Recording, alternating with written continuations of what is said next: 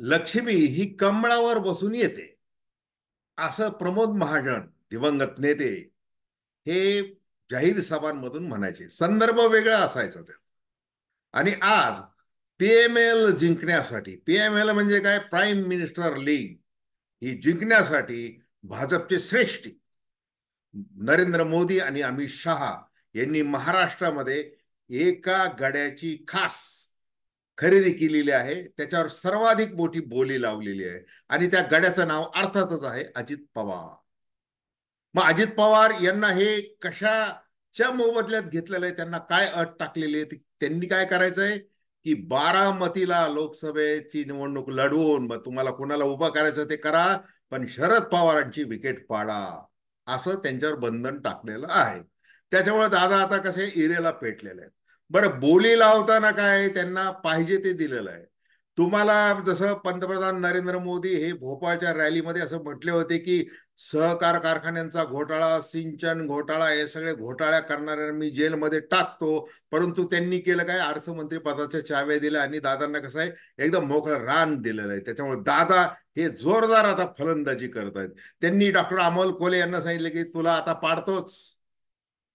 आणि मग आता खरं काय घडणार आहे लोकसभा निवडणुकीमध्ये आणि दादांच्या मुख्यमंत्री पदाच्या सगळ्या महत्वाकांक्षा पूर्ण होणार आहेत का, या संबंधी आपण अतिशय थोडक्यामध्ये बोलणार आहोत. नमस्कार, जय महाराष्ट्र. मी डॉक्टर अनिल फळे.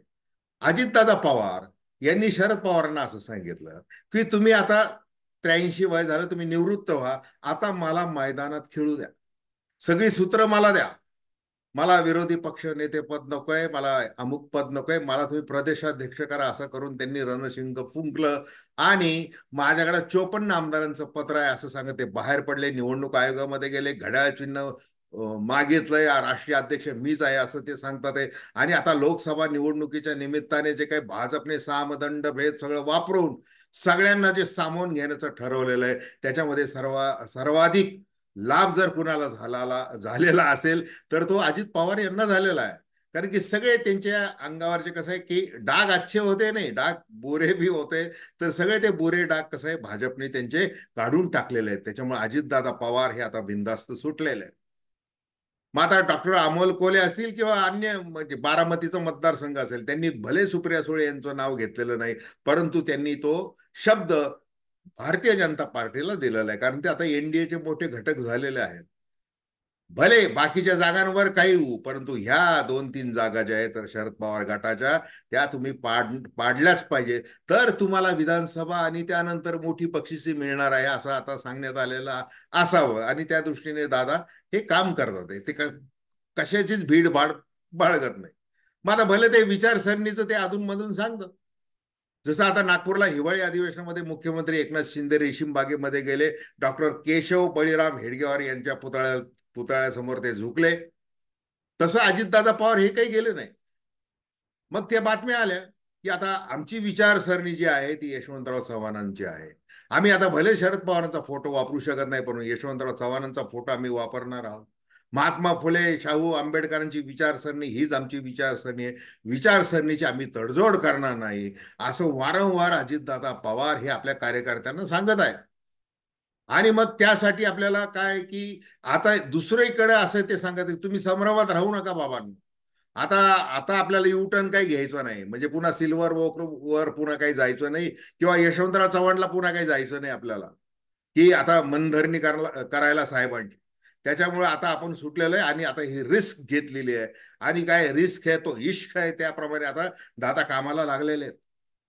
मग आता ज्या वेळेला देवेंद्र फडणवीस यांचं नाव चर्चेला पुन्हा पुन्हा यायला लागलेले, ते का म्हणून की भला करता करवेता कूटनीती वगैरे सगळ्या ह्या महायुतीच्या सरकारचा शिल्पकार आता त्यांना कसं आहे केंद्रामध्ये पाठवणार आहेत असं बोललं जात आहे.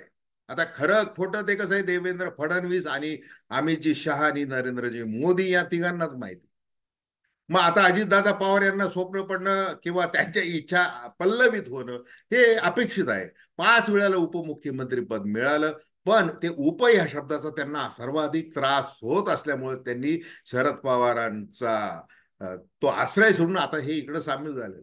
दुसरं काय की जसं एकनाथ शिंदे यांच्या आमदारांच्या बाबतीमध्ये 50 खोके एकदम ओके, हे जसं नॅरेटिव्ह सेट केलेलं आहे उद्धव ठाकरे यांच्या गटाने, तसं आता अजितदादा पवार यांच्याबद्दल काय सेट केलेलं आहे की हसन मुश्रीफ आहे, छगन भुजबळ आहे, प्रफुल्ल पटेल आहेत, स्वतः अजित पवार आहेत, यांच्याकडे जी ईडीची चौकशी चालू होती आणि ती ईडीची चौकशी होऊ नये, हजारो कोटींचा घोटाळा उघडकीला येऊ नये म्हणूनच हे तिकडं त्या सत्तेच्या तिथं जाऊन बसलेले आहेत आणि कमळाबाईच्या इशाऱ्यावर ते नाचतात अशी टीका केली, असं नॅरेटिव्ह सेट झालेलं आहे. अशा परिस्थितीमध्ये मग देवेंद्र फडणवीस ज्या वेळेला 2014च्या वेळेला निवडणुकीच्या काळामध्ये प्रचार करत होते की 70,000 कोटींचा सिंचन घोटाळा झाला, पैसे परस्पर हडपण्यात आले, 1% जमीन ओलिताखाली आली नाही, सिंचनाखाली आली नाही, आणि त्यामुळे बरं ज्याला कसं आहे की आता ते टीकेला त्यांचा आधार काय होता की पृथ्वीराज चव्हाण यांनी देखील त्याच्यावर आक्षेप घेतला होता. पृथ्वीराज चव्हाण यांनी सिंचन घोटाळा असो, बाकीचं त्यांनी काय आहे की सहकारी राज्य सहकारी बँकेमध्ये जसं रिझर्व्ह बँकेच्या गव्हर्नरनी त्यांना सांगितलं होतं पृथ्वीराज चव्हाण यांना की तुम्ही ह्या राज्य सहकारी बँकेकडे, शिखर बँकेकडे लक्ष द्या, तिथं बरंच अनागोंदी चालू आहे. आणि मग त्यावेळेला त्यांनी कारवाई केली देखील. आता अजितदादा पवार असं म्हणत होते की आता ते कसलं तुम्ही काढत बसलाय, शिखर बँक ही कोट्यवधी रुपयांनी आता फायद्यामध्ये आलेली आहे. हे बरेच काय, मग खाजगी सहकारी साखर कारखान्यांचा विषय, सगळे विषय ते मधल्या 2014 ते अगदी आत्ता काल परवापर्यंत हे भाजप कडून हे सगळं वारंवार मांडलं जात होतं.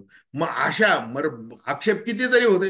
उद्धव ठाकरे यांनी हिंदुत्वाची विचारसरणी सोडून राष्ट्रवादी बरोबर ते गेले आणि आता शरद पवार हे शिवसेना संपवायला निघालेले, हे यांना उद्धव ठाकरे यांना कळत नाही वगैरे वगैरे, ते सगळं झालं होतं.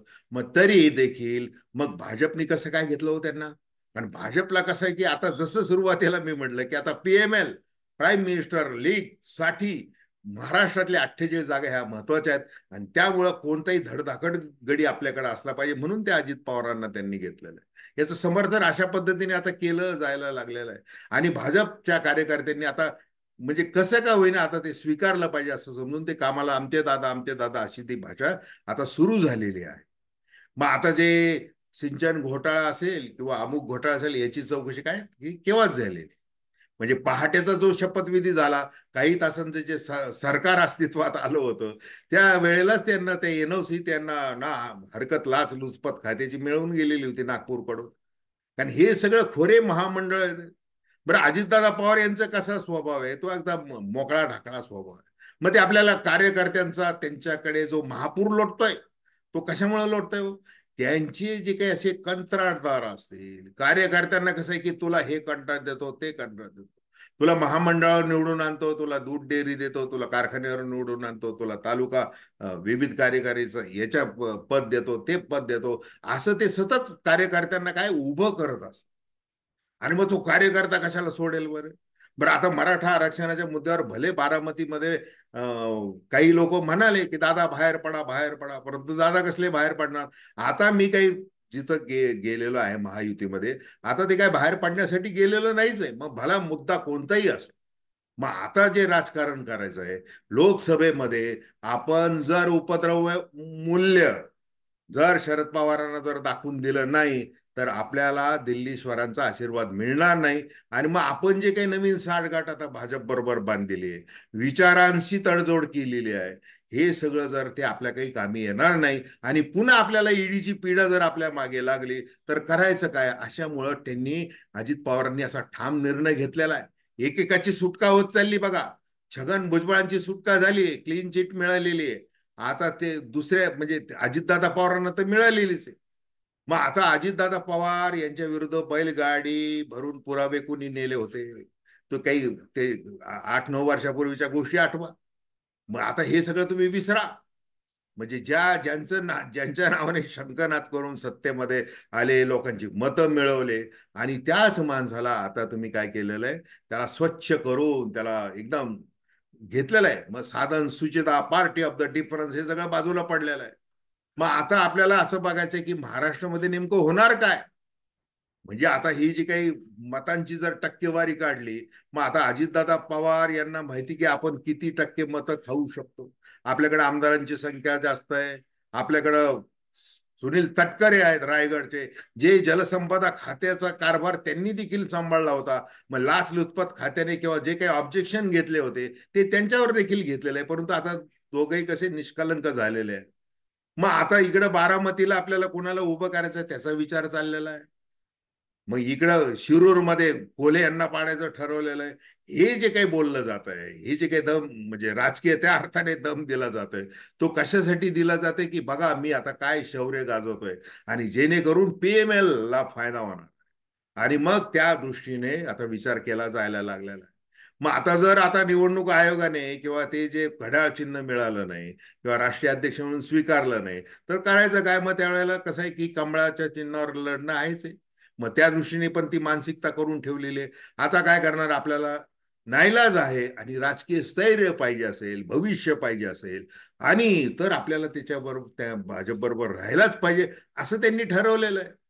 मग आता त्याचा काय की अनेक गोष्टी आहेत त्याच्यामध्ये. मग ह्या अनेक गोष्टीमध्ये ज्या खऱ्या अर्थाने जे काही लाभार्थी म्हणून, सर्वाधिक लाभार्थी म्हणून, या पीएमएल मध्ये सर्वाधिक लाभार्थी म्हणून अजितदादा पवार यांना जो काही संघर्ष करावा लागतोय तो फक्त त्यांच्या इच्छेपोटी, आणि पुन्हा ईडीची पीड आपल्या मागे लागू नये म्हणून त्यासाठी त्यांना करावं लागतं.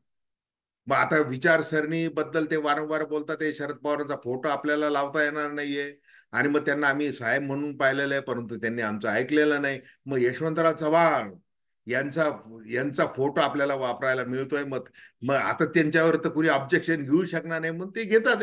आता बेताल वक्तव्य करण्यामध्ये अजितदादा पवार हे तसे प्रसिद्ध आहेत. मग आता ते मी काय आता धरणामध्ये जाऊन काय आता हे करू का वगैरे असं जे ज्या वेळेला म्हटले होते, मग आत्मक्लेश त्यांनी करून घेतलेला आहे. मग काल परवा त्याचं म्हटले की काय पीएचडी करून काय दिवे लावणार आहेत असं त्या मुलांना ते म्हटले, त्याच्यावर त्यांनी माघार घेतलेली. मग आता ह्या अशा अजितदादा पवारांना भारतीय जनता पार्टी देवेंद्र फडणवीस यांना दिल्लीला पाठवून अजितदादा पवार यांना मुख्यमंत्री करणार आहे का, असा त्यांच्या कार्यकर्त्यांच्या मध्ये तो प्रश्न आहे. आणि मग आता कसं आहे की राजकारणामध्ये कसं आहे की कुठल्या राजकारणात असं नाही किंवा कोणत्याही क्षेत्रामध्ये आशा सोडायची नसते. इच्छा ध्येय ते पाहिजेत, पण त्या ध्येयासाठी आपण काय पणाला लावलं पाहिजे, काय विचारांना लावलं पाहिजे, हे मात्र राजकारणाच्या बाबतीत आपण विचारायचं नसतं.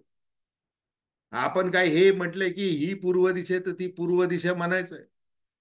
म्हणजे बैल गाभण आहे का? नाही नाही, आपण म्हणायचं त्याला 9वा महिना आहे असं कार्यकर्त्यांनी म्हणायचं.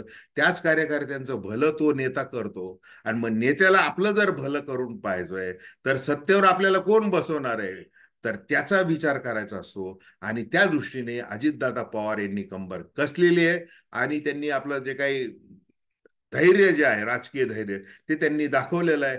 बघूयात आता शरद पवारांची विकेट काढण्यामध्ये हे आगामी काळामध्ये कितपत सक्सेसफुल होतात. आणि तुर्तास अजितदादा पवार आता हे वेगवेगळ्या आम्ही अनेक वर्ष सत्तेमध्ये आहोत, मग आता ते काय पाणबुडीचा प्रकल्प बाहेर जाऊ दिला जाणार नाही, अमुक नाही तमुक नाही, जी जे काही कोल्हेंकडून टीका जी व्हायला लागलेली वेगवेगळ्या पद्धतीची, ती आता ते त्या टीकेला उत्तर देत बसणार आहेत. आणि मग प्रत्येक गोष्टीला ते उत्तर देत बसणार आहेत.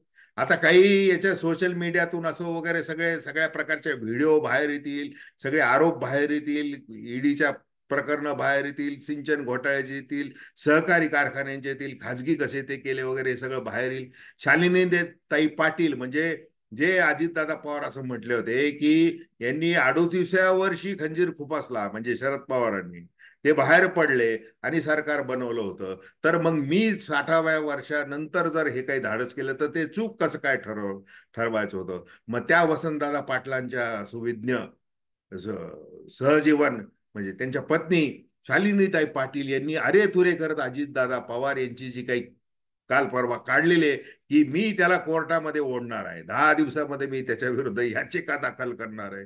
आणि त्यांनी कसं जरंडेश्वर कारखाना असेल, इतर कशी लूट केलेली आहे आणि तो कसा बदमाश आहे हे मी सांगणार आहे, असं शालिनीताई पाटील ह्या बिनधास्तपणे मुलाखती देत आहेत.